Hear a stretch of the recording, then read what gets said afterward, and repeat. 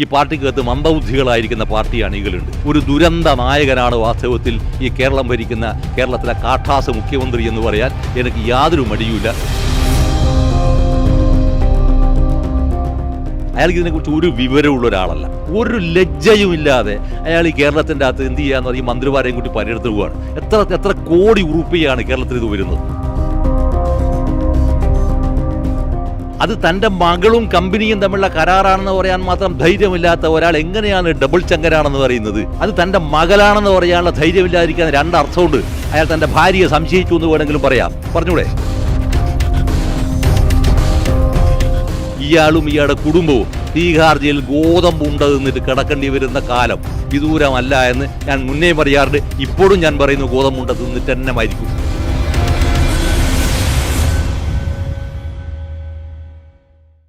Sir, ഇപ്പോൾ കേരളത്തിലെ അവസ്ഥ വളരെ ദയനീയം തന്നെ എന്ന് പറയേണ്ടി വരും. അതായത് സഹാക്കന്മാരെല്ലാം ദൂർത്തും കൊട്ടി ആഘോഷങ്ങളും ഒക്കെ നടത്തുമ്പോൾ കേരളത്തിലെ ജനങ്ങളോട് പറയുകയാണ്, മുണ്ട് മുറുക്കി ഉടുത്ത് ജീവിക്കാൻ നിങ്ങൾ പഠിക്കണം, ഞങ്ങൾക്ക് അങ്ങനെ പറ്റത്തില്ല എന്നാണ് പറയുന്നത്. അതുകൊണ്ടാണ് ഈ കേരളീയവും ഇപ്പോൾ നവകേരള സദസ്സും ഒക്കെ നമ്മൾ കാണുന്നുണ്ട്.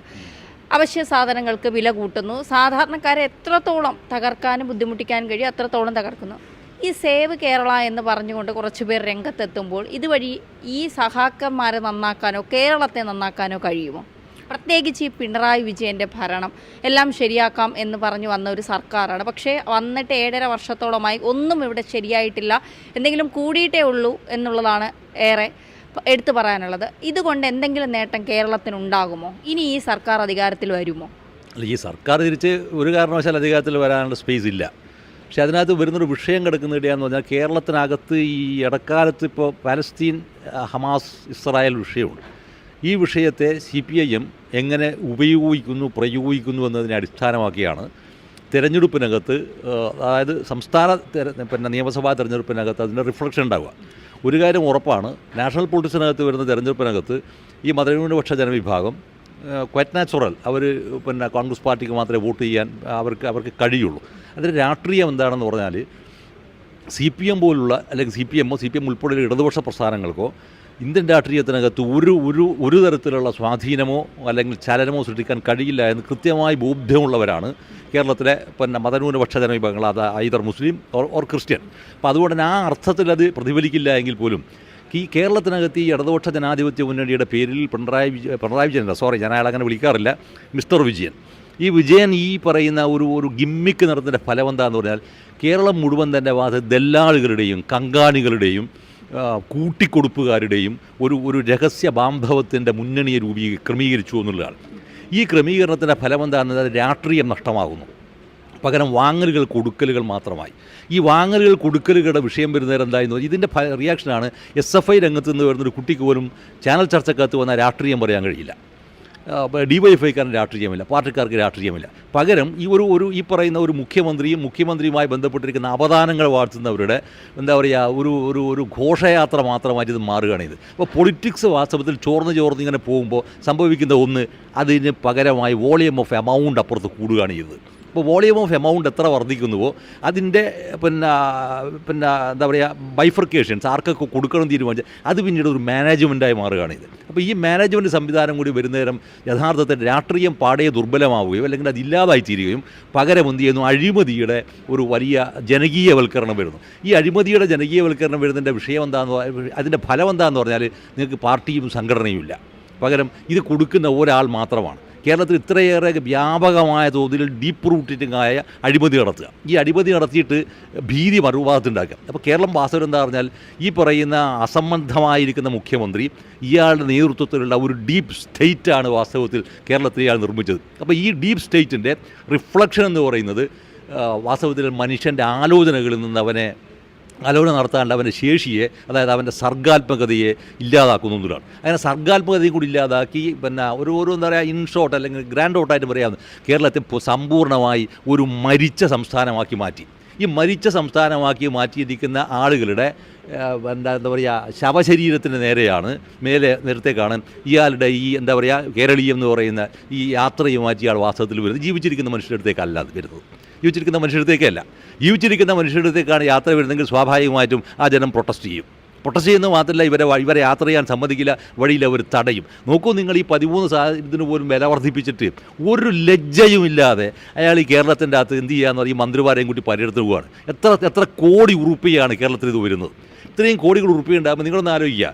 നമ്മളിപ്പോൾ കേരളത്തിനകത്ത് പിന്നെ എന്താ പറയുക, ശമ്പളത്തിൻ്റെയും പെൻഷൻ്റെയും ഏകീകരണം വേണമെന്ന് ആദ്യമായി ആവശ്യപ്പെട്ടത് ഒരു കമ്മ്യൂണിസ്റ്റ് പാർട്ടിക്കാരനുമല്ല. അത് ആവശ്യപ്പെട്ടത് ആരാണെന്ന് പറഞ്ഞാൽ നമ്മൾ നയിക്കും എം.എ. ജോൺ എന്ന് പറഞ്ഞിട്ടുണ്ട്, പരിവർത്തനവാദിയുടെ നേതാവായിരിക്കും ഒരു എം.എ. ജോൺ. അവസാനം അദ്ദേഹം DIC-ലോ മറ്റോ ആയിരുന്നു, പിന്നീട് പിന്നെ മരിച്ചുപോയി.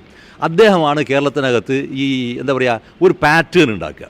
ആ പാറ്റേൺ എന്ന് പറയുമ്പോൾ ഒരു പ്യൂൺ മുതൽ ഓഫീസർമാർ വരെ വരുന്ന ശമ്പളത്തിനകത്തും അവർക്ക് ലഭിക്കുന്ന പെൻഷനകത്തും ഒരു ക്രമീകരണം ഉണ്ടാക്കുക. ആ ക്രമീകരണം ഉണ്ടാക്കണം അതൊരിക്കലും ചെയ്തില്ല. ഇവിടെ നിങ്ങൾ തിരിച്ചെടുക്കേണ്ടത് എം.എൽ.എമാരായിരിക്കുന്ന 3-4 തവണ എം.എൽ.എമാരായിരിക്കുന്നത്. ഇവർ ചിലപ്പോൾ 2-3 തവണ എന്തായിട്ട് MP-മാരുമായിട്ടുണ്ട്. അപ്പോൾ ഇവർ വാങ്ങുന്നത് പെൻഷൻ എന്താണ്? എം.എൽ.എമാരുടെ പെൻഷനും വാങ്ങിക്കുന്നു, MP-മാരുടെ പെൻഷനും വാങ്ങിക്കുന്നു. സാധാരണക്കാരൻ നിങ്ങൾ കൊടുക്കുന്ന 1600 രൂപയാണ്, അതിപ്പോൾ കൊടുക്കുന്നുമില്ല. അപ്പോൾ സ്വാഭാവികമായിട്ടും വരേണ്ട വിഷയം എന്താണ്? ഈ കേരളത്തിനകത്ത് എന്തെങ്കിലും ചലിപ്പിക്കാൻ ആവശ്യമായ സംവിധാനം ഉണ്ടാക്കണമെങ്കിൽ ഈ 1600 രൂപ എന്ന് പറയുന്നത്, അല്ലെങ്കിൽ 800 രൂപ എന്ന് പറയുന്ന അങ്ങനെ വരുന്ന ചിലരുണ്ട്. വിധവാ പെൻഷൻ, പിന്നെ വാർദ്ധക്യകാല പെൻഷൻ, പിന്നെ ബ്ലൈൻഡിനുള്ള പെൻഷൻ, ബെഡ് റിഡൻസിനുള്ള പെൻഷൻ. ഈ പെൻഷൻ്റെ, അതായത് ക്ഷേമ പെൻഷനുകളുടെ വോളിയം ഓഫ് എമൗണ്ട് വർദ്ധിപ്പിക്കണം. ഇത് വർദ്ധിപ്പിക്കുന്നതിലൂടെ എന്താകുന്നത്, ചെറുകിട കച്ചവടക്കാർ, നമ്മൾ പെട്ടിക്കച്ചവടക്കാർ, ഇത് അവിടത്തേക്ക് പണം ചെന്നെത്തും. ഇത് മാത്രമേ ഇക്കണോമിയെ ചലിപ്പിക്കാനുള്ള ഒരു സർഗാത്മകമായ ഇടപെടൽ നടത്താൻ സാധ്യമാവുകയുള്ളൂ. ഇത് നടത്താൻ ആർക്ക് താല്പര്യം ഉണ്ടാവില്ല? ഒരിക്കലും ഈ പറയുന്ന കേരളത്തിലെ മുഖ്യമന്ത്രിക്ക് താല്പര്യം ഉണ്ടാവില്ല. പിന്നെ ഈ എക്കണോമിക്സ് എന്താണെന്ന് അറിയാത്ത പിന്നെ ഒരു ധനകാര്യ ഉപമന്ത്രിയാണ് ഈ കേരളത്തിലുള്ളത്. അപ്പോൾ അയാൾക്ക് ഇതിനെക്കുറിച്ച് ഒരു വിവരമില്ല. അയാളുടെ ചേട്ടൻ ആൾ ഗംഭീരനാണ്. അപ്പോൾ മിനിമം ഒന്നുകിൽ അദ്ദേഹത്തിൻ്റെ ചേട്ടൻ്റെ അടുത്തെങ്കിലും കാര്യങ്ങൾ ചോദിച്ച് പഠിച്ചിട്ട് ഈ രീതിയിലൊന്ന് ഇംപ്ലിമെൻറ്റ് ചെയ്യാൻ ശ്രമിക്കുന്നതിലൂടെ മാത്രമേ ഈ പറയുന്ന സാമ്പത്തിക പ്രതിസന്ധി പരിഹരിക്കാൻ ആവശ്യമായിരിക്കുന്ന ഒരു സ്റ്റെപ്പെങ്കിലും ചെയ്യാൻ കഴിയുള്ളൂ. പക്ഷേ ഇയാൾക്ക് അതിൻ്റെ ഒന്നും പ്രശ്നം ഉദിക്കുന്നില്ല. കാരണം ഈ ജനതയെ മുഴുവൻ തന്നെ ഇയാൾ വന്ധീകരിച്ചിരിക്കുന്നു. അങ്ങനെ വന്ധീകരിക്കപ്പെട്ടിരിക്കുന്ന ഒരു ജനതയുടെ മേലെ അയാൾക്ക് തേരോട്ടം നടത്താൻ അയാളുടെ കയ്യിൽ എന്തുണ്ട് എന്ന് പറഞ്ഞാൽ ഒരു പാർട്ടിയുണ്ട്. ഈ പാർട്ടിക്കകത്ത് മന്ദബുദ്ധികളായിരിക്കുന്ന പാർട്ടി അണികളുണ്ട്, ഒരു സംശയം പോലും ഇല്ലാതിരിക്കുന്ന പിന്നെ എന്താ പറയുക ബന്ധുക്കളുണ്ട്. അപ്പോൾ അങ്ങനെ എല്ലാമായി തീരുമ്പോൾ ഇത് തുടരാൻ കഴിയുമെന്നും തുടരാനാവുന്ന രീതിയിൽ വരെ ആക്കുന്ന ഒരു ക്രമീകരണത്തെ ഇവിടെ നിന്ന് എടുക്കുകയും ചെയ്യുകയാണ്. ഹമാസ് ഇസ്രായേൽ പിന്നെ പലസ്തീൻ വിഷയത്തിനകത്ത് അതിനെ അയാൾ ഹാർവസ്റ്റ് ചെയ്യുകയും ചെയ്യും. അങ്ങനെ ദുരന്തങ്ങളെ കൃത്യമായി കൊയ്തെടുക്കുന്ന ഏറ്റവും വലിയ ഒരു നെഗറ്റീവ് അർത്ഥത്തിൽ, ഞാൻ ഒരു തവണ പറഞ്ഞ നെഗറ്റീവ് അർത്ഥത്തിൽ വരുന്ന ഒരു ദുരന്ത നായകനാണ് വാസ്തവത്തിൽ ഈ കേരളം ഭരിക്കുന്ന കേരളത്തിലെ കാട്ടാസ് മുഖ്യമന്ത്രി എന്ന് പറയാൻ എനിക്ക് യാതൊരു മടിയുമില്ല. അതുകൊണ്ട് ഇത്തരത്തിലുള്ള ഒരു സ്വപ്നങ്ങളും പൂർത്തീകരിക്കാൻ പോകുന്നതല്ല. ഒരൊറ്റ ചോദ്യം കൂടി. ഇപ്പോൾ ഈ ശക്തിധരൻ ഇവിടെ പറഞ്ഞതുപോലെ കെ രമയുടെ കണ്ണുനീരെന്ന് കണ്ടപ്പോൾ കണ്ടുകൊണ്ട് നിൽക്കാൻ കഴിഞ്ഞില്ല. അതുപോലെ തന്നെ പിണറായിയുടെ മകൾ ജയിലിലേക്ക് പോകുന്ന സമയം വിദൂരമല്ല എന്ന് പറയുന്നുണ്ട്. പക്ഷേ ഈ ആരോപണങ്ങളൊക്കെ ആവർത്തിക്കപ്പെടുമ്പോഴും ആരോപണങ്ങളൊക്കെ തെളിവ് സഹിതം പുറത്തു വന്നിട്ടും എന്തുകൊണ്ട് പിണറായിയുടെ മകളെയോ മകനെയോ ഈ ഒരു അഴിമതി കേസിലോ ആരോപണ കേസിലോ ഒന്ന് ചോദ്യം ചെയ്യാൻ പോലും വിളിപ്പിക്കാൻ ഇവിടുത്തെ സർക്കാരുകൾ അല്ലെങ്കിൽ ഇവിടുത്തെ കേന്ദ്രഭരണമാണെങ്കിൽ പോലും എന്തുകൊണ്ടത് ശ്രമിക്കുന്നില്ല? ഇവിടുത്തെ ഉദ്യോഗസ്ഥർ അനങ്ങുന്നില്ല എന്നുള്ളതാണ്. അല്ല, അതിനകത്ത് വരുന്നൊരു സംഭവം ഇതാണെന്ന് പറഞ്ഞാൽ, ശരിക്കും നമ്മളിപ്പോൾ ഈ സംസ്ഥാന സർക്കാരിൻ്റെ മുഴുവൻ കാര്യങ്ങളും നിയന്ത്രിക്കുന്ന ഒരിക്കലും സത്യത്തിൽ ഈ പറയുന്ന എന്താ പറയുക ഉപയോഗശൂന്യനായ മുഖ്യമന്ത്രി അല്ല. അയാൾക്ക് ഇതിനെക്കുറിച്ച് ഒരു വിവരമുള്ള ഒരാളല്ല, ഒരു വിവരമില്ല. അയാൾ വാദമെന്ന് പറഞ്ഞാൽ അയാൾ പിന്നെ ഒരു സെൻസ് ഇല്ലാത്ത, ഇൻ്റലക്ച്വൽ അല്ലാത്തൊരു മനുഷ്യനാണ് അയാൾ. അയാൾ ഒരു പ്രദേശത്ത് ഭരിക്കുന്ന ഒരു തഗ് എന്ന് വേണമെങ്കിൽ പറയാം. അതിൽ കവിഞ്ഞ് നത്തിങ് മോർ. പക്ഷേ ഇയാളെ നിയന്ത്രിക്കുന്ന ഒരു വലിയ പിന്നെ മാഫിയയുണ്ട് ഇതിൻ്റെ പുറകിൽ. ആ മാഫിയയാണ് വാസ്തവത്തിൽ ഈ കേസിൻ്റെ വിഷയങ്ങൾ മുഴുവൻ തന്നെ വളരെ കൃത്യമായി ദല്ലാളുകളെ വെച്ച് പരിഹരിക്കുകയാണ്. ഇപ്പോൾ നമ്മളൊന്ന് എടുക്കുക, 37 തവണയായി ഈ ലാവലിൻ കേസ് മാറ്റി വെക്കുന്നത് നമ്മളെല്ലാം ധരിച്ചു വെച്ചിരിക്കുന്നത് ഇയാളുടെ അപ്രമാദിത്വമായ ഇടപെടൽ. ഇയാളുടെ അപ്രമാദിത്വമായ ഒരു ഇടപെടലിൻ്റെ ഭാഗമല്ല. മറിച്ച് എന്താ സംഭവം എന്ന് പറഞ്ഞാൽ, അത് ശരിക്കും എവിടെ വരുന്നു എന്ന് പറഞ്ഞാൽ ഈ എന്താ പറയുക, ഇതിന് ഇത്തരത്തിലുണ്ടായിരിക്കുന്ന ആരോപണങ്ങൾ ഇങ്ങനെ വന്നുകൊണ്ടേയിരിക്കുമ്പോൾ ഈ ആരോപണങ്ങളെ നേരിടാൻ ആവശ്യമായിരിക്കുന്ന പൊളിറ്റിക്കൽ ഊർജ്ജം ഇയാൾക്ക് ഇല്ലാതായി തീരുമ്പോൾ ഇതിനെന്ത് ചെയ്യുമെന്ന് പറഞ്ഞാൽ, ഇപ്പോൾ അതിൻ്റെ ഒരു ഉദാഹരണം ഞാൻ നിങ്ങൾക്ക് പറഞ്ഞുതരാം.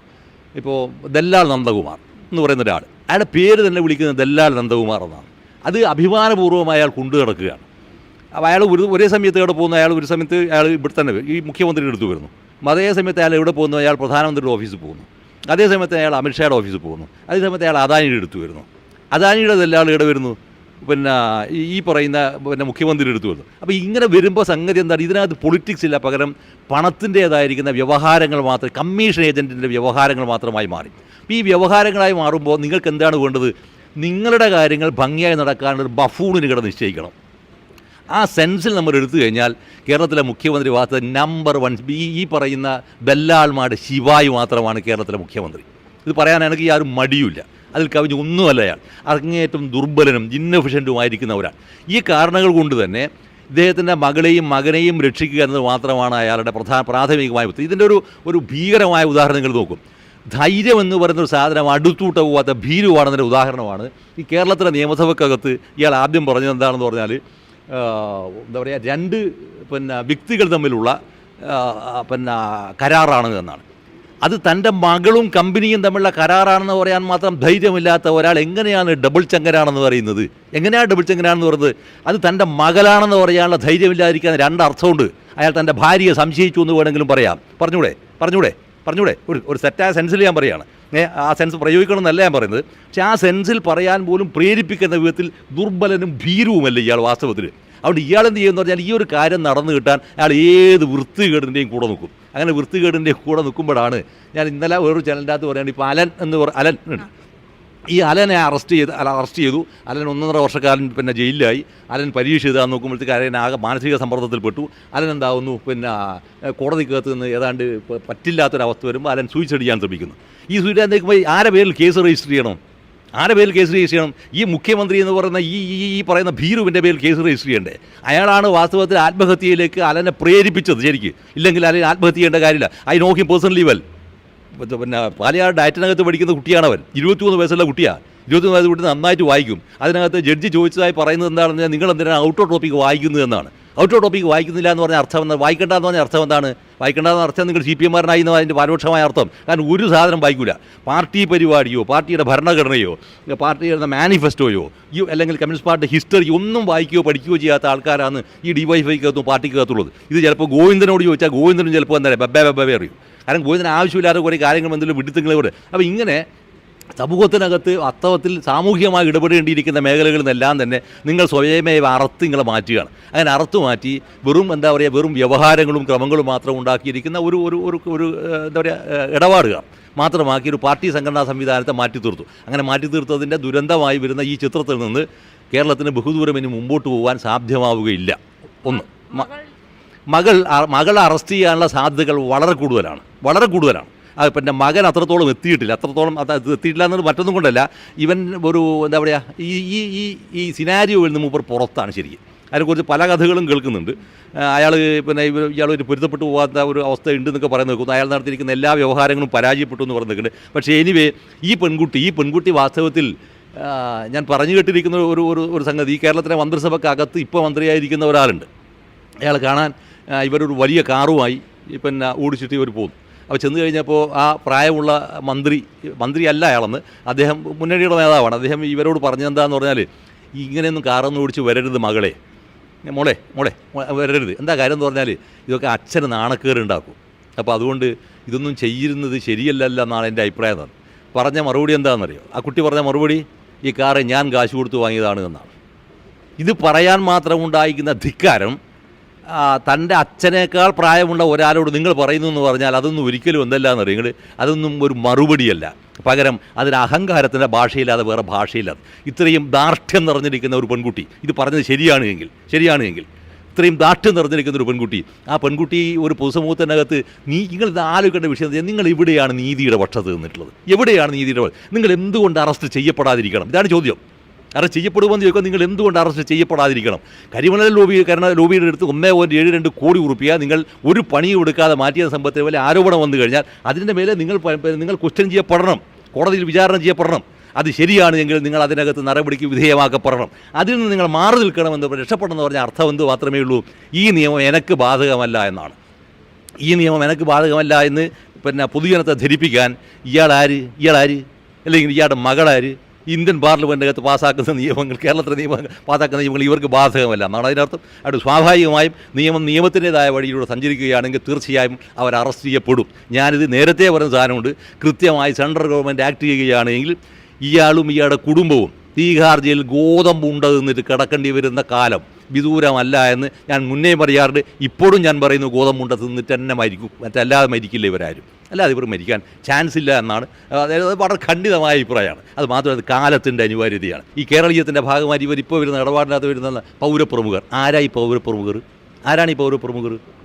ഈ പൗരപ്രമുഖർ എന്ന് പറയുമ്പോൾ അതെല്ലാം ബിസിനസ് ലോബികളാണ് ഈ പൗരപ്രമുഖർ എന്ന് പറയുന്നവർ, അല്ലെങ്കിൽ മതവുമായി ബന്ധമുള്ള ആൾക്കാരാണ്. അല്ലാതെ ഒരു പൗരപ്രമുഖനാരാ? എന്താ ഈ പൗരപ്രമുഖൻ എന്ന് പറയുമ്പോൾ തന്നെ എന്താണ്, ഇതൊരു ഫ്യൂഡൽ രീതിയാണിത്.